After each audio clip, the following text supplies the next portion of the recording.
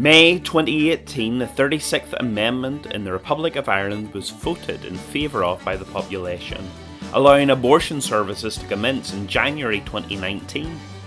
In Northern Ireland, March 2020, a new framework for abortion services took effect, therefore allowing abortion right across the whole island of Ireland.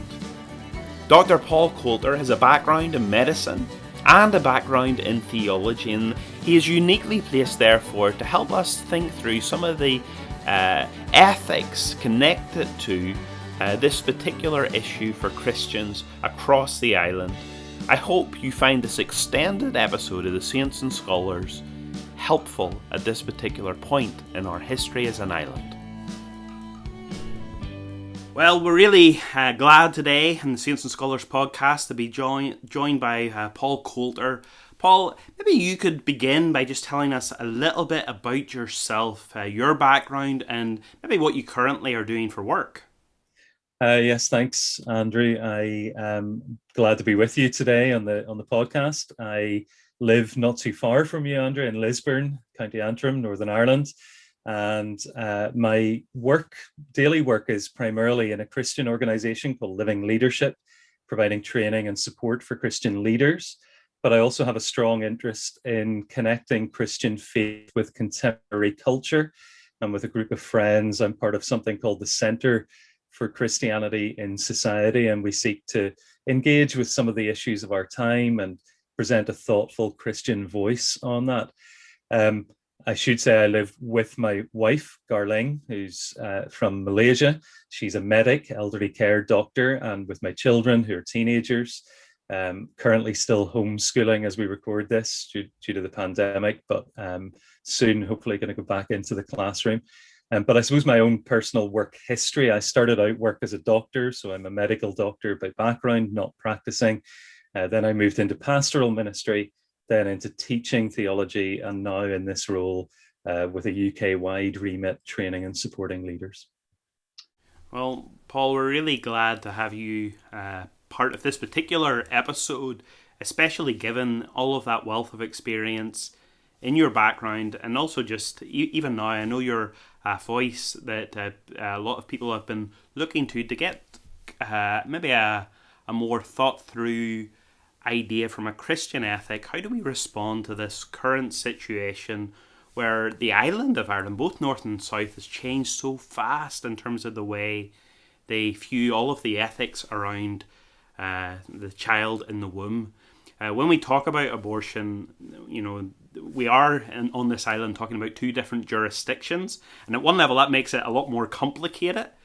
They each has their own history, and yet I guess the commonality between the two is there's been a massive change in a very short space of time, it seems, in terms of the way a significant number of people, both in the north and in the south, think about this particular issue.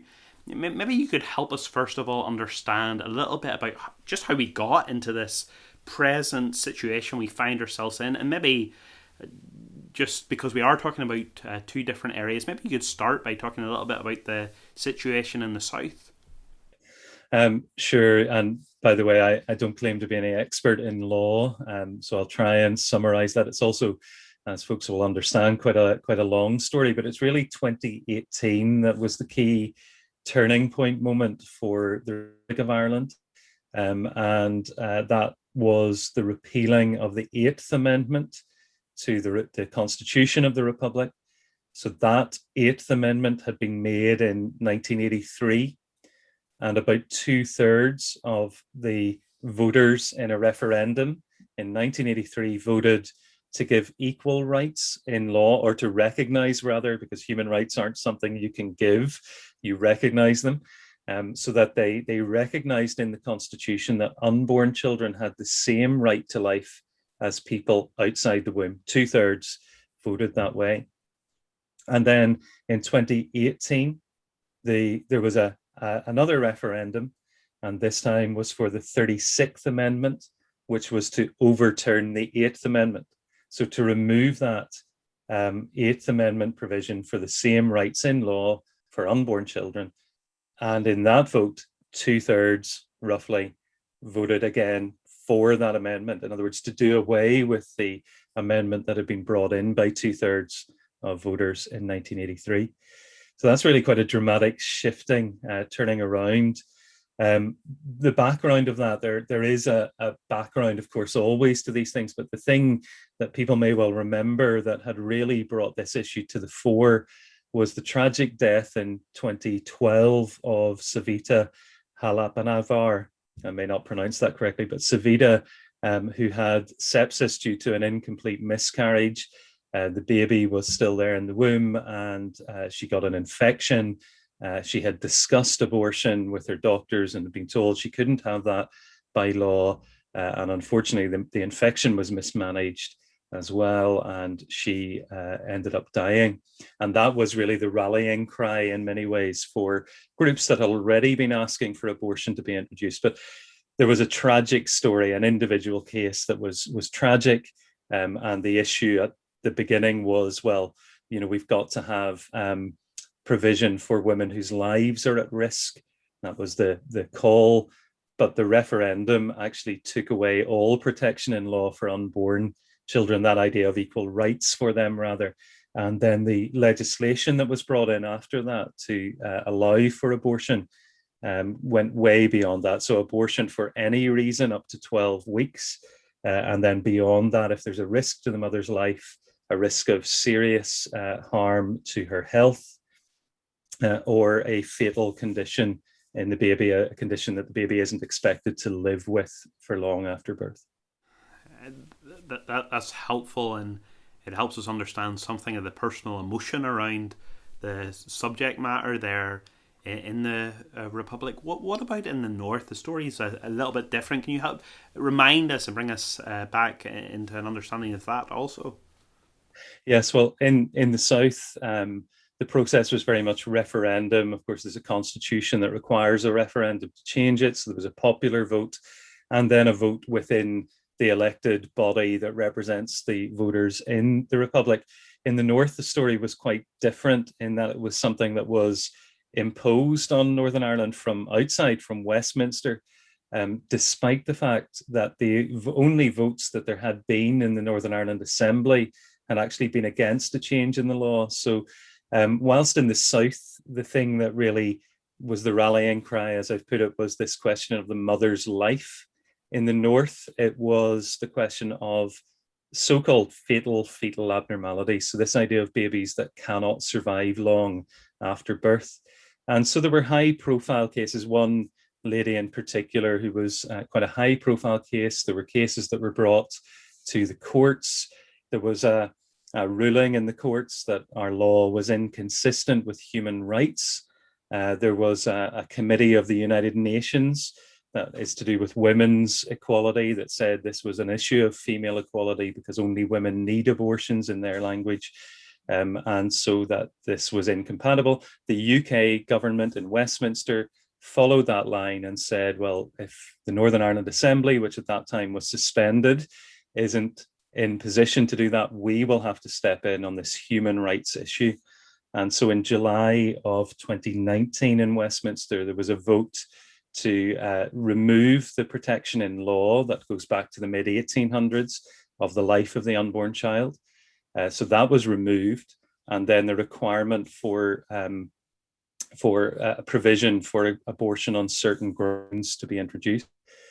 That then led to the eventually in March of last year, 2020, just a year ago, to the provision for abortion up to 12 weeks for any reason, and beyond 12 weeks up to 24 weeks if there is a balance of risk to the mother's life that is greater. If you go ahead with the pregnancy, the risk is greater than if it's ended, and even beyond 24 weeks in cases of severe disability or abnormality, or where there is a concern about the mother's mental health, a severe risk to her mental or physical health. And so that's fairly widespread provision for abortion as well, not exactly the same as the South, actually a bit more rural, a bit more wider provision. But it didn't happen. There was a consultation in the middle of that process, and 79% of the people who responded to that actually said broadly that they didn't want any change in the law that we had. Northern Ireland law had already provided for the situation where a mother's life is at risk for an abortion in that immediate circumstance to save her life. Unlike the South, that hadn't been clear in the South, or at least had been actually not legal or judged not legal in the South in the case of that, the lady that I mentioned. Whereas in the North, we already had that provision, but that wasn't enough. This question of so-called fetal abnormality was the pressing point, but we've ended up with much, much wider provision for abortion than that. Paul, one level, the question I want to ask you next seems very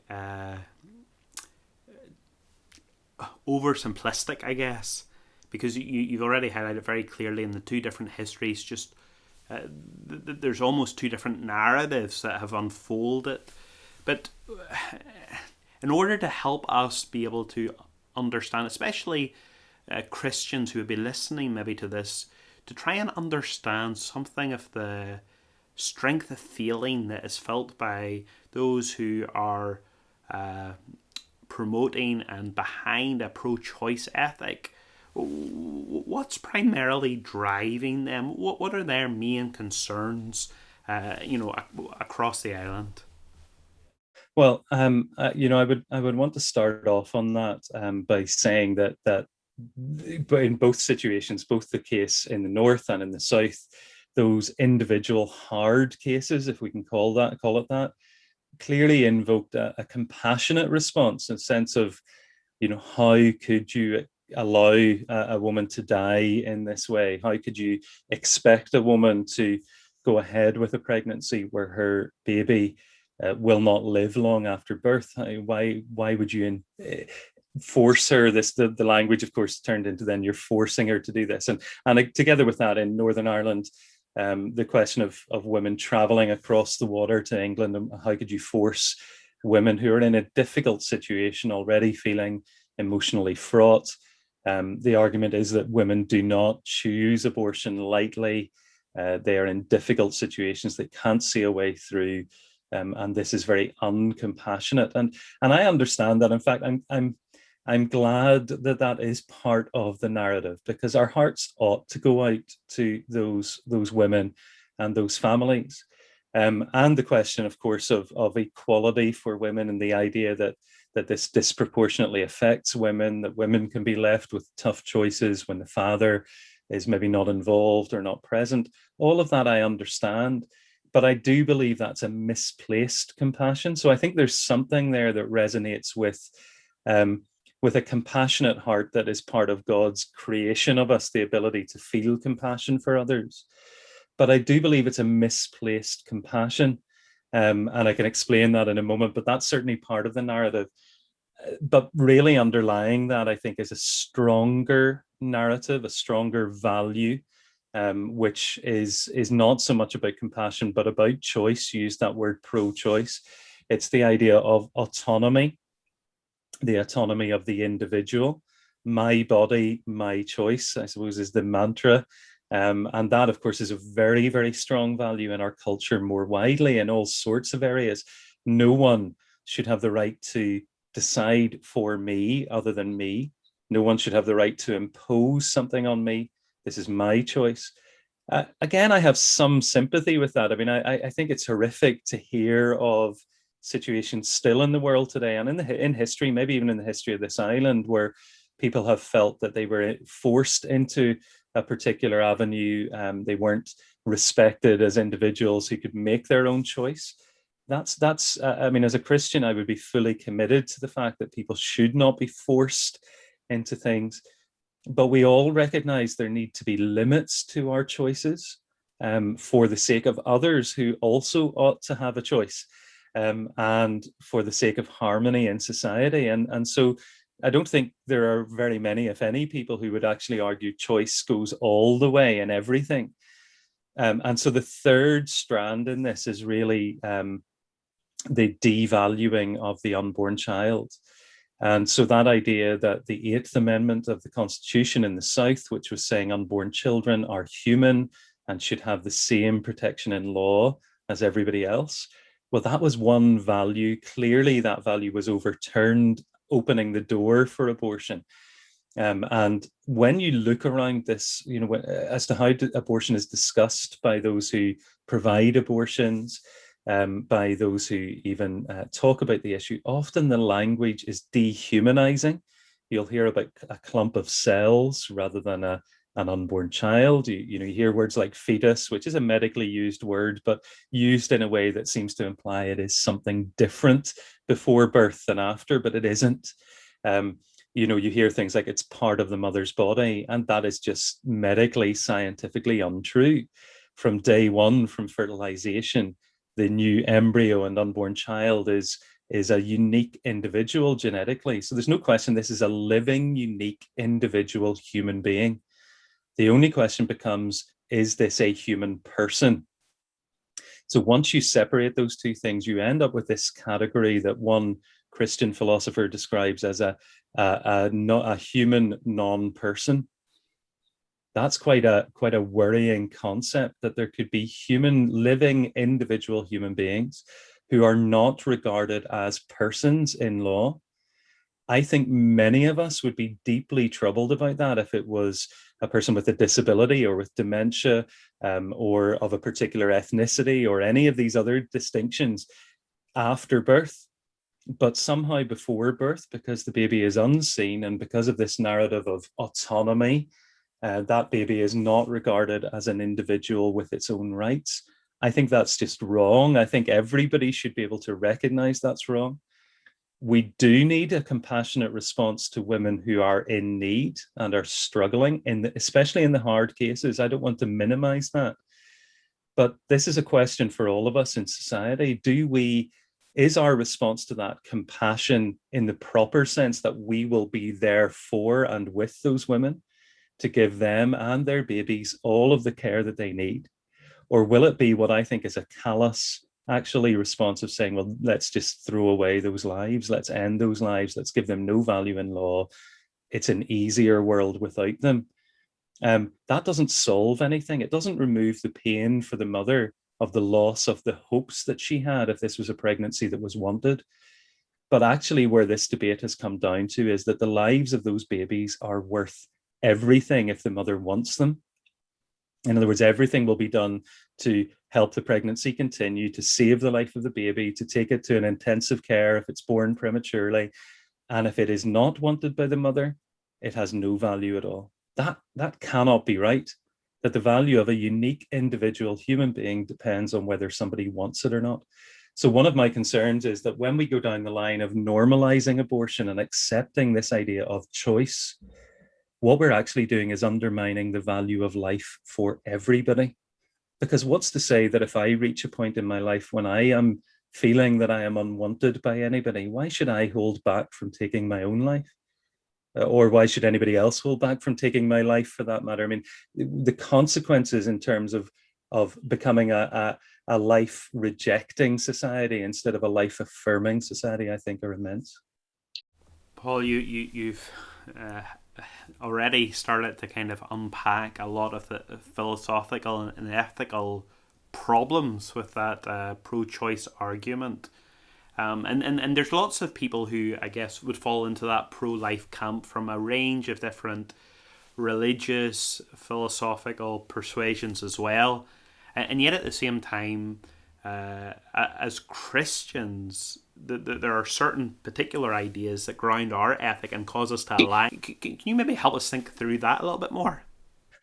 Yes, Andrew. I mean, I think this is really quite important that as Christians we understand why that value of life is so significant, and I do think, I mean, you can't separate those values. I personally believe that on this issue it ought to be possible for any right-thinking person who examines the evidence to realize there is no question, and there really is no debate anymore medically as to when life begins. Life begins at fertilization, a unique genetic individual who is distinct from the mother.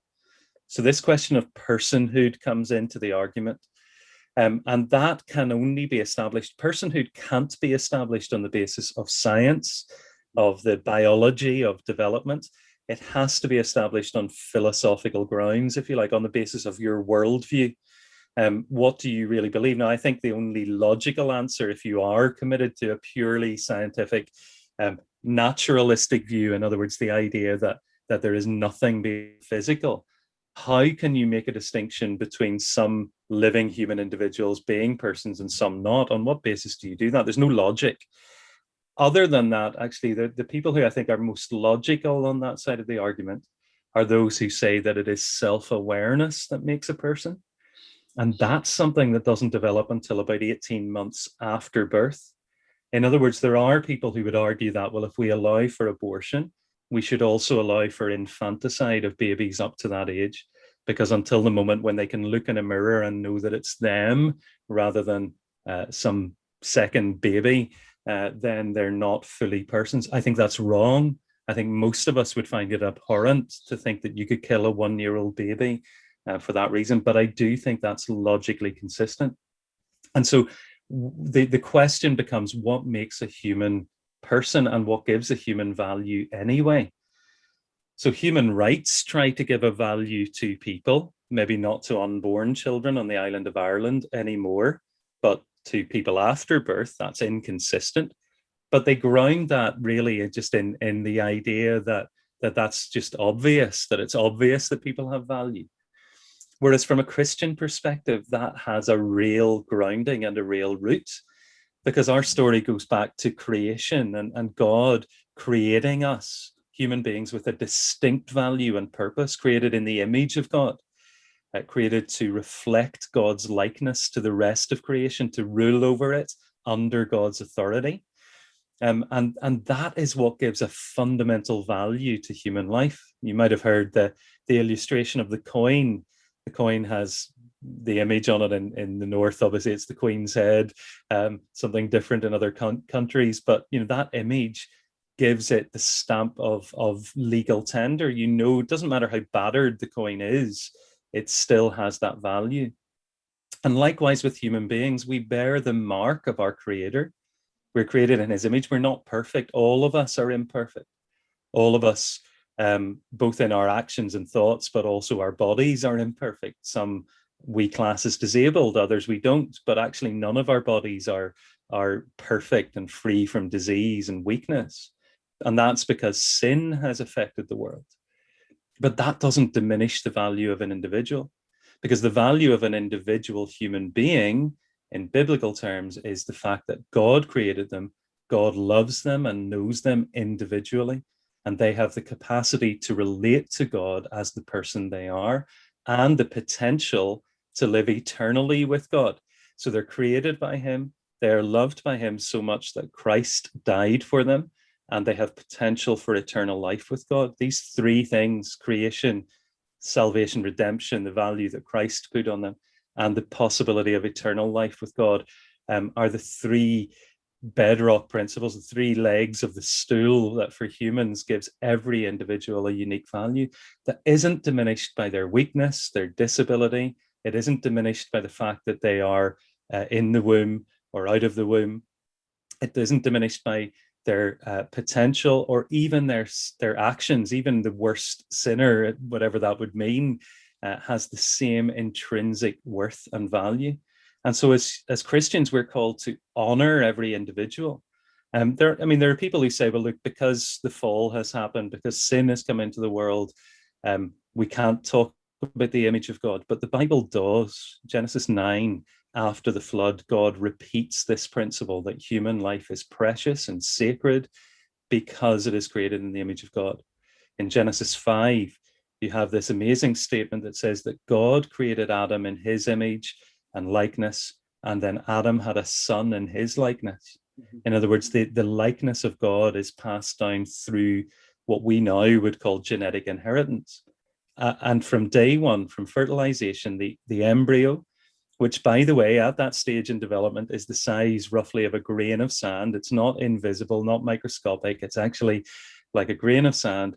But that unique little individual, tiny as it is a descendant of Adam, genetically human, created by God, unique in the history of the world. No one like them before.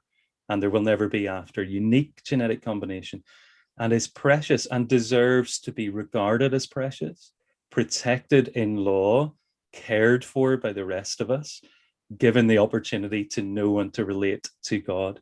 And that's why, from a Christian point of view, we care deeply about this.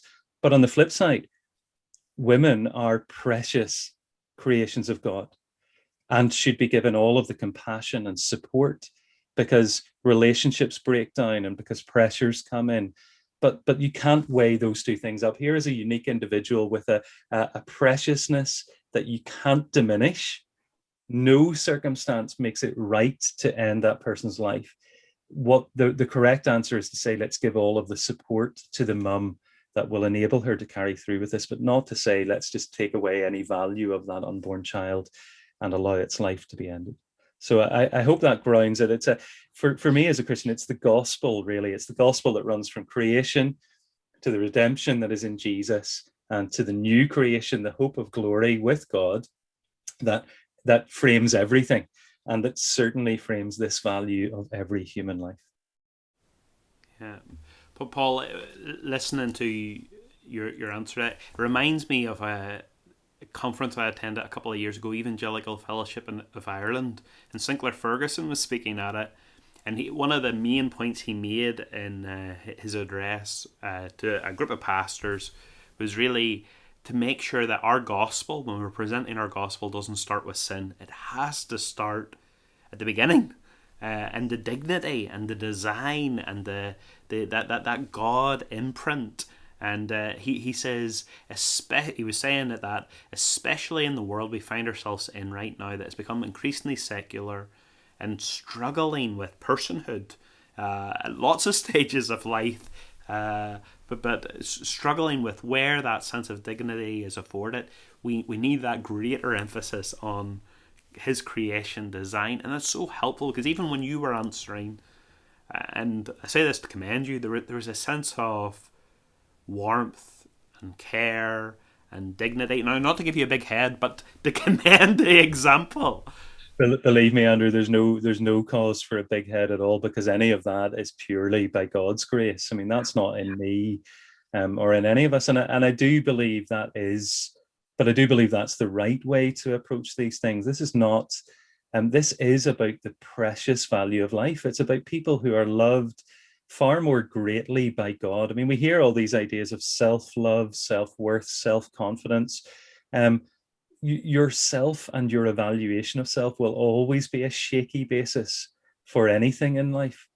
But God's evaluation of us is so much greater than that. So one of the most beautiful Psalms in the Bible that talks about the development of the unborn child actually talks about how wonderful and how many are your thoughts towards me, O God. I mean, that God's thoughts about us are far bigger than our thoughts. His hope and purpose for us is so much greater. But of course, if we're going to know that, we have to respond to him. We have to come to him in faith. The sad bit is that when we walk away from that and live our lives without him, we end up diminishing our own value, either because we think, well, we're nothing more than sort of beasts, highly evolved monkeys, and therefore don't have any ultimate value, or we think, well, we're so highly evolved, we can be better than that and we can create our own identity. But both of those, one of those sounds a lot better than the other, but it actually diminishes who we are. Only God knows what we can be. Only God can make us that. And to become that, we have to surrender ourselves to him. So there is a call to acknowledge that. That's a truth that I believe, that Jesus is Lord, and that shapes everything. But I would want people to know that that's a joyful discovery. It might sound burdensome when you don't know it, but once you know the Lordship of Jesus, you know the joy that is, and that's a wonderful thing. And it affects every aspect of life, Paul. I guess one of the fears I have, even in a podcast episode like this, is that people go out with their placards and scowls, and they shout about an issue because they do care about it, but it's not communicating the fullness of our Christian message of hope and love and care. Maybe that's a good place to finish on.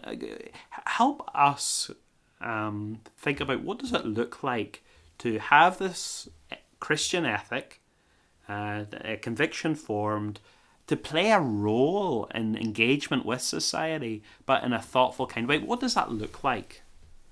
Yeah, I mean, I do think we have to keep truth, if I can put it that way, truth and grace, or grace and truth, together.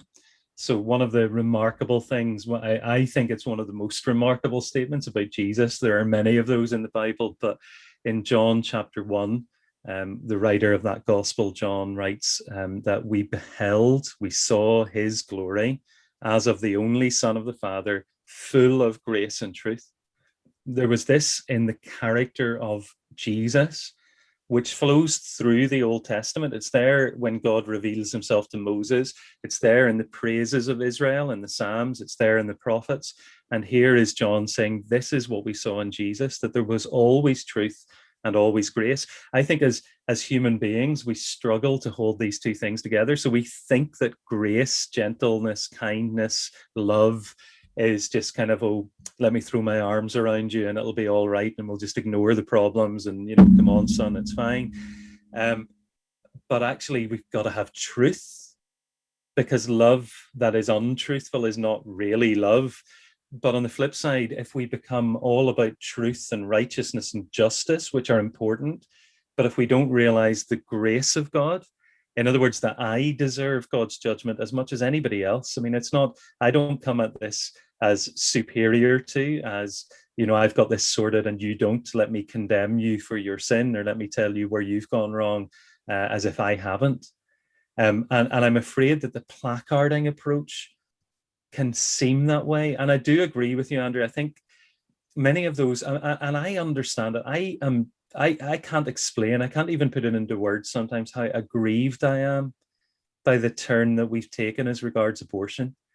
I have delighted over the years in the fact that my wee country, North and South, was taking a correct view of the value of life.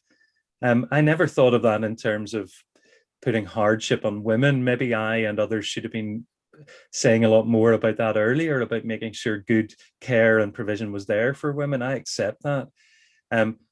But to suggest that the answer to the needs of women is to kill their babies or allow their babies to be killed just doesn't compute. It doesn't square. And so I grieve at that. It distresses me. I don't know that I can say it makes me angry. Maybe it does, but no more than some of my own sins and weaknesses, I hope. Because sin ought to make us outraged, it ought to make us angry, but we also need to be able to look at sinful people and to have compassion and love for them. There's a beautiful little phrase about the Lord Jesus that he takes from the Old Testament prophets that says, a bruised reed, or that said about him, a bruised reed he won't crush, a smouldering wick he won't put out. And Jesus never came to people who were broken and stamped on them. He came to them and lifted them up and called them to himself. And sometimes they followed and sometimes they rejected him. But he always showed them gentleness and compassion. The people he had strong words for were the religious hypocrites, the people who claimed that they knew God and were not being consistent in their obedience to God and their love for others. People like me, I think Jesus would want to rebuke a lot more, but he wouldn't fudge the issue of truth either. So I think what we need to do is to speak absolutely clearly and to serve with compassion. So we need to speak clearly. We need to be able to humanize. That's not the right word. We don't humanize an unborn child, but to acknowledge the humanity of the unborn child by using different language. I think we need to have a lot more conversations about that. We may need to speak to women who might contemplate having an abortion and explain why this is a problem. But let's serve as well, because that woman will need support. And am I willing to give that? Am I giving to charities, organizations that provide supportive counseling for women in that situation, that provide financial resources or a roof over their head? There are good organizations like that. And I can certainly encourage you to check those out. So what am I doing about that? But the speaking bit, let me just say a little more about that, because my go-to verse for that is 2 Corinthians 4, verse 2. And the Apostle Paul there is talking about commending the gospel primarily to people, but I think it runs true for everything that we speak. He says we don't distort the truth, we don't twist it, verse 1. Verse 2, he says, but I'll paraphrase, but we speak the truth plainly, commending ourselves to everyone's conscience in the sight of God. That's our responsibility.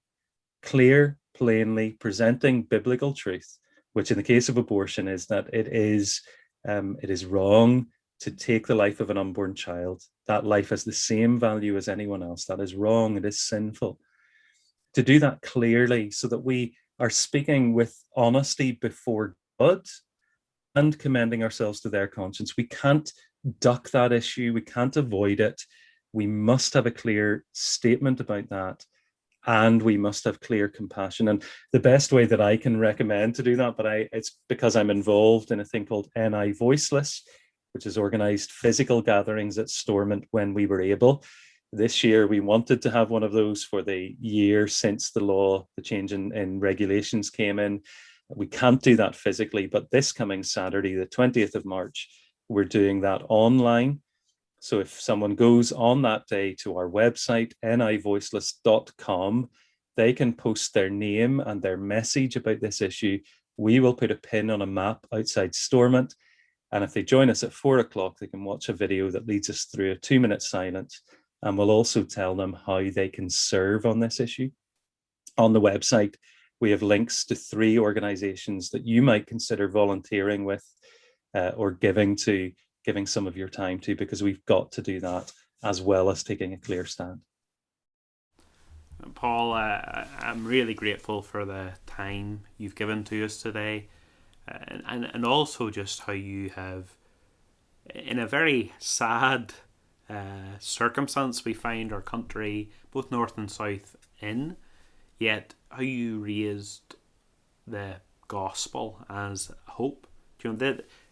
God has given dignity, and God saves, and God gives opportunity for glorification and life with Him. And I'm so glad that you highlighted that. That extends to everybody. I mean, I want to make that absolutely clear. Someone who realizes they have done something wrong, there is forgiveness and restoration, and the Lord holds the lives of those babies that have been lost as well. So there is that hope. But, I just want to make that clear that I'm not here to condemn anybody, but to lift up that message of hope that is in Christ Jesus. So thanks. I mean, that's so important. Yeah. Thank you so much for your time. Saints and Scholars podcast seeks to talk about the history of Christianity on the island of Ireland and consider some of the contemporary issues that Christians continue to face here. This particular episode has been an extended one, and we want to express our thanks to Dr. Paul Coulter for helping guide us through how we should think about a very important but difficult issue here across the whole island of Ireland. If you would like to hear more from Saints and Scholars podcast, please subscribe or follow to stay up to date with the content that comes out.